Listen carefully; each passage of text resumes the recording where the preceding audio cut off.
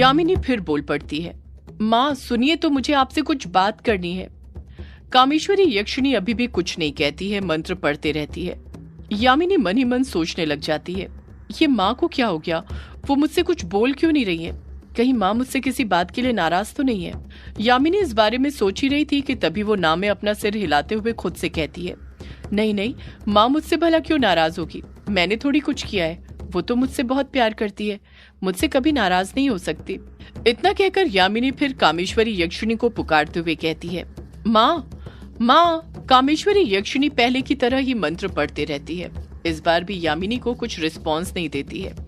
जब कामेश्वरी यक्षिणी इस बार भी यामिनी से कुछ नहीं कहती है तो यामिनी खुद ही चुप हो जाती है, वहीं पर मूर्ति बनकर खड़ी हो जाती है। कामेश्वरी यक्षिणी से कुछ नहीं कहती है। कामेश्वरी यक्षिणी 7वें हवन कुंड की तरफ देखते हुए अभी भी मंत्र पढ़ती रहती है। कुछ देर बाद जब कामेश्वरी यक्षिणी का मंत्र का जाप पूरा हो जाता है तो वो खुद ही यामिनी की तरफ देखते हुए उससे मुस्कुराते हुए कहती है, हाँ यामिनी बेटी, अब बोलो क्या बोल रही थी तुम। यामिनी चुप ही रहती है। उसके चेहरे पर कामेश्वरी यक्षिणी के लिए नाराजगी साफ नजर आ रही थी और इस नाराजगी को कामेश्वरी यक्षिणी ने भी कहीं न कहीं भांप लिया था। कामेश्वरी यक्षिणी बड़े प्यार से कहती है, क्या हुआ मेरी बेटी को, मेरी बेटी मुझसे नाराज है। यामिनी मुंह बनाते हुए कहती है, बेटी नाराज नहीं होगी तो क्या होगी, जब से आपकी बेटी आपको पुकार रही है पर आप है कि सुन ही नहीं रही है। कामेश्वरी यक्षिणी यामिनी को समझाते हुए बड़े प्यार से कहती है, मेरी प्यारी बेटी, तुमने देखा नहीं मैं क्या कर रही थी, जिस वक्त तुम आई थी उस वक्त मैं मंत्रोच्चारण कर रही थी हवन कुंड को तैयार करने के लिए। अब तुम ही बताओ, अगर मैं मंत्र का जाप करना छोड़ देती तो हवन कुंड पूरा कैसे होता, फिर कैसे मैं यज्ञ करके तारा की बची हुई दैवीय शक्ति जागृत कर पाती। यामिनी अपने माथे पर हाथ रखते हुए अपनी गलती समझते हुए कहती है, मैंने तो इस चीज पर ध्यान ही नहीं दिया, आपसे बात करने के लिए मैं इतनी उतारू थी कि मेरे दिमाग से ये बात निकल ही गई कि आप मंत्रोच्चारण कर रही हैं। कामेश्वरी यक्षिणी बड़े प्यार से कहती है, कोई बात नहीं यामिनी बेटी, माँ के प्रेम में लिप्त बच्चों के साथ ऐसा ही होता है।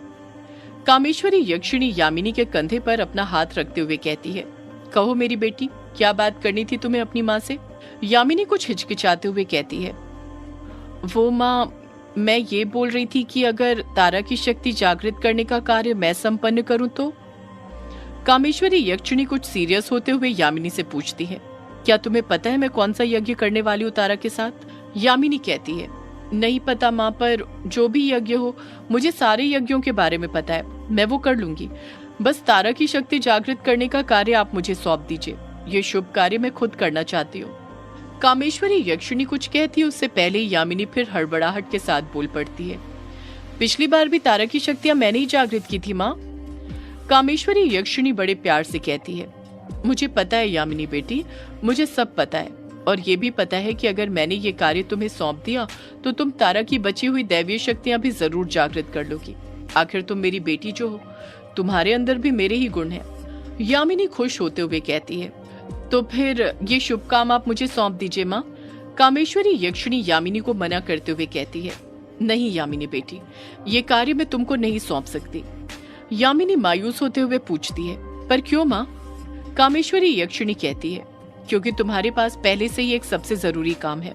यामिनी अपनी दोनों भवें ऊपर उठाते हुए हैरानी के साथ कामेश्वरी यक्षिणी से पूछती है, कैसा जरूरी काम माँ।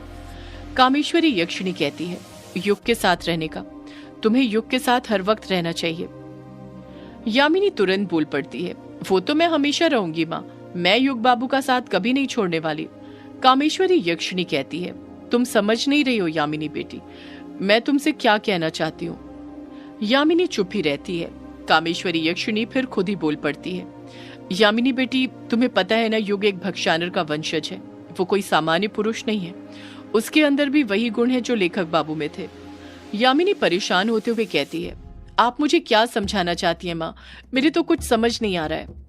कामेश्वरी यक्षिणी यामिनी को अच्छे से समझाते हुए कहती है, यामिनी बेटी, तुम्हें पता है, पहले मुझे भी यही लगता था कि लेखक बाबू कभी भक्षानर नहीं बनेंगे, पर मेरी एक गलती ने सब कुछ बर्बाद कर दिया। यामिनी तुरंत पूछ पड़ती है, कैसी गलती माँ। कामेश्वरी यक्षिणी जवाब देती है, मेरी गलती ये थी कि लेखक बाबू के लाख पूछने पर भी मैंने उन्हें भक्षानर के बारे में कुछ नहीं बताया था, जिसके बारे में वो अपनी कहानी में लिखना चाहते थे, और उसी भक्षानर के बारे में जानने के लिए वो पंचम गांव गए थे। अमावस्या और पूर्णिमा की रात शिकार न करने के कारण मेरी हालत खराब थी, जिस कारण मैं लेखक बाबू पर नजर ही नहीं रख पाई।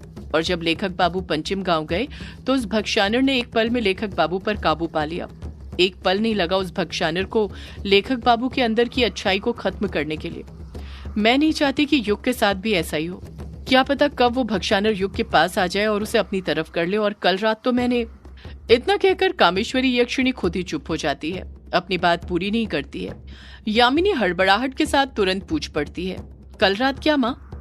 कामेश्वरी यामिनी को सब कुछ बताते हुए कहती है, कल रात मैंने युग की कलाई पर जो 5वां निशान बना हुआ है उसके अंदर से रोशनी निकलते हुए देखी। यामिनी हैरानी के साथ कहती है, क्या कहा माँ? रोशनी निकलते हुए? कामेश्वरी यक्षिणी हामी भरते हुए कहती है, हाँ यामिनी बेटी, ठीक वैसी ही पीली रोशनी जैसी भक्षानर की आंखों में से निकलती है। उस वक्त सब लोग वहां पर मौजूद थे, इस वजह से मैंने युग से कुछ नहीं कहा, वरना तुम तो जानती हो पुजारी जी अभी भी युग को बुरा ही समझते हैं। अगर वो रोशनी वाली बात बता देती तो पता नहीं वो क्या करते। यामिनी चुप ही रहती है। कामेश्वरी यक्षिणी फिर बोल पड़ती है, इसलिए यामिनी बेटी मैं चाहती हूँ कि तुम युग के साथ रहो, उसे अपने प्यार का एहसास दिलाते रहो, उसे एक पल के लिए भी अकेला मत छोड़ो। यामिनी हामी भरते हुए कहती है, मैं ऐसा ही करूंगी माँ, कभी युग बाबू को अब अकेला नहीं छोड़ूंगी, उनकी परछाई बनकर हर वक्त उनके साथ रहूंगी। कामेश्वरी यक्षिणी कहती है, तुम्हें ये करना ही होगा यामिनी बेटी, क्योंकि युग के साथ अभी भी कुछ तो अजीब है, ऐसा कुछ जिसे मैं समझ नहीं पा रही हूँ। मुझे डर है कि वो भक्षानर में ना बदल जाए, और यदि वो भक्षानर में बदल गया तो मुझे उसे मारना। कामेश्वरी यक्षिणी फिर अपनी बात पूरी किए बिना ही चुप हो जाती है। यामिनी अपनी दोनों भवें ऊपर उठाते हुए कामेश्वरी यक्षिणी को एकटक देखते हुए उससे पूछती है, तो क्या माँ? कामेश्वरी यक्षिणी अभी भी चुप ही रहती है, पर यामिनी कहीं ना कहीं समझ गई थी कि कामेश्वरी यक्षिणी इसके आगे क्या कहना चाहती थी। यामिनी खुद ही बोल पड़ती है, माँ भूलिए मत, आपने मेरे साथ बिसाहा किया है। कामेश्वरी यक्षिणी अपनी नजरें नीचे कर लेती है, यामिनी से कुछ नहीं कहती है। यामिनी नम लहजे के साथ खुद ही कामेश्वरी यक्षिणी से बोल पड़ती है, माँ आपको याद है ना किन शर्तों पर मैंने आपको ताज दिया था? कामेश्वरी यक्षिणी अभी भी खामोशी रहती है। उसकी निगाहें देखकर साफ समझ आ रहा था कि वो यामिनी का सामना नहीं कर पा रही थी। कामेश्वरी यक्षिणी मन में सोचने लग जाती है, अब मैं यामिनी को कैसे बताऊं कि एक वचन मैंने पुजारी जी को भी दे दिया है कि यदि युग सबके लिए खतरा बना तो मुझे उसे रोकना होगा। यामिनी फिर बोल पड़ती है, माँ आपने मेरे साथ बिसाहा किया था कि यदि मैं ये ताज आपको दे दूंगी तो आप युग बाबू को कभी नहीं मारेंगी। कामेश्वरी यक्षिणी कहती है, हाँ यामिनी बेटी, मुझे याद है, मैंने ये ताज तुमसे भक्षानर के अंश का अंत करने के लिए लिया था, ना कि युग का। यामिनी तुरंत पलटकर कहती है, फिर आप ऐसी बातें क्यों कर रही हैं? क्यों युग बाबू को मारने का बोल रही हैं?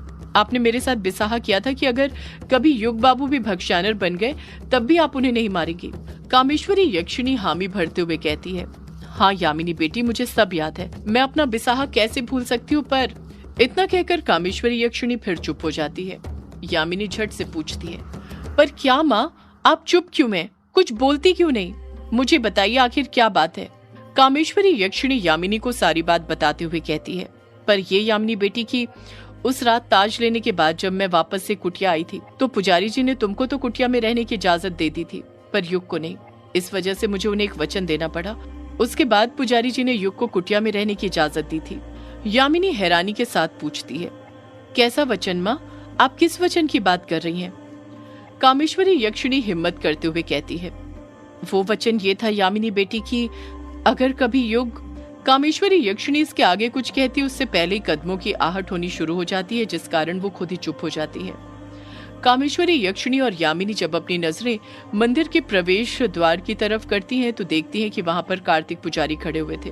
कार्तिक पुजारी ने अपने हाथ में शंखरस पकड़कर रखा हुआ था। कार्तिक पुजारी के बगल में ही तारा खड़ी हुई थी, जिसने वर्चस्विनी का हाथ पकड़कर रखा हुआ था। तारा ने सफेद सूट पहना हुआ था और उस सफेद सूट में वो किसी परी से कम नहीं लग रही थी। इन तीनों के पीछे ही बाकी सब लोग खड़े हुए थे।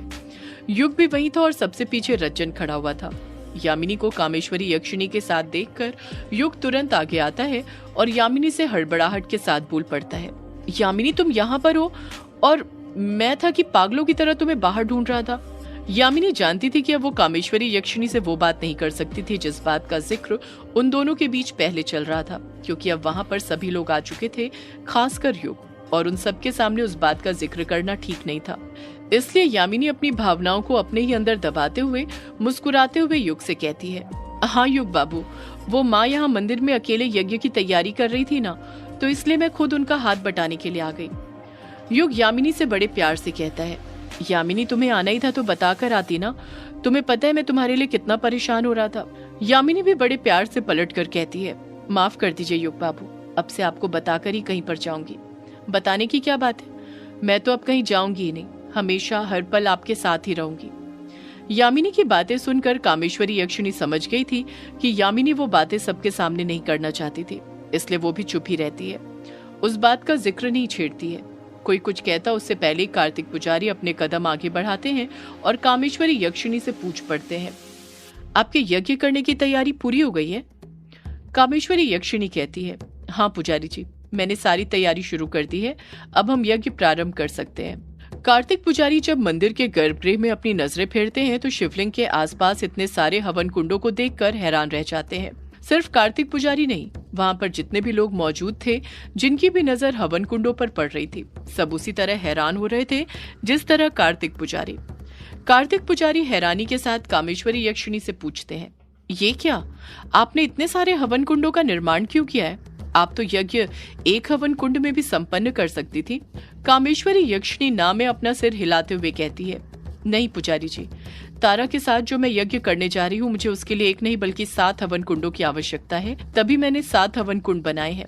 कार्तिक पुजारी हैरानी के साथ कामेश्वरी यक्षिणी से पूछते हैं, आप ऐसा कौन सा यज्ञ करने जा रही हैं जिसके लिए आपको 7 हवन कुंड की जरूरत है? कामेश्वरी यक्षिणी अच्छे से जानती थी कि अब वो वक्त आ गया था जब वो सबको बताए कि वो कौन सा यज्ञ करने वाली है। अब वो चाहकर भी ये बात किसी से छुपा नहीं सकती थी। कामेश्वरी यक्षिणी एक गहरी सांस अपने सीने के भीतर भरती है और फिर बोल पड़ती है, मैं सप्तहोत्र यज्ञ करने जा रही हूँ पुजारी जी। जैसे ही कामेश्वरी यक्षिणी ये बात बोलती है, कार्तिक पुजारी अपनी दोनों भवें ऊपर उठाते हुए हैरानी के साथ कहते हैं, क्या कहा आपने, सप्तहोत्र यज्ञ? कामेश्वरी यक्षिणी हामी भरते हुए कहती है, हाँ पुजारी जी, आपने बिल्कुल सही सुना है, मैं तारा के साथ सप्तहोत्र यज्ञ ही करना चाहती हूँ। उसी यज्ञ से तारा की बची हुई दैवीय शक्ति जागृत होगी। कार्तिक पुजारी के अलावा किसी और के समझ ही नहीं आ रहा था कि आखिर ये सप्तहोत्र यज्ञ होता क्या है। क्यों पुजारी जी सप्तहोत्र यज्ञ का नाम सुनकर इतने परेशान हो रहे थे? बाकी सबके भले ही कुछ समझ नहीं आ रहा हो, पर अभिमन्यु के चेहरे के एक्सप्रेशन देखकर साफ समझ आ रहा था कि उसे पता था कि ये सप्तहोत्र यज्ञ होता क्या है। बाकी सब जितना परेशान थे उतना परेशान अभिमन्यु बिल्कुल नहीं था। युग तुरंत कामेश्वरी यक्षिणी से पूछ पड़ता है, ये सप्तहोत्र यज्ञ होता क्या है कामेश्वरी जी? सदियों से है पुरानी ये है यक्षिणी की कहानी। यक्षिणी एक आग है, यक्षिणी तेरा ख्वाब है।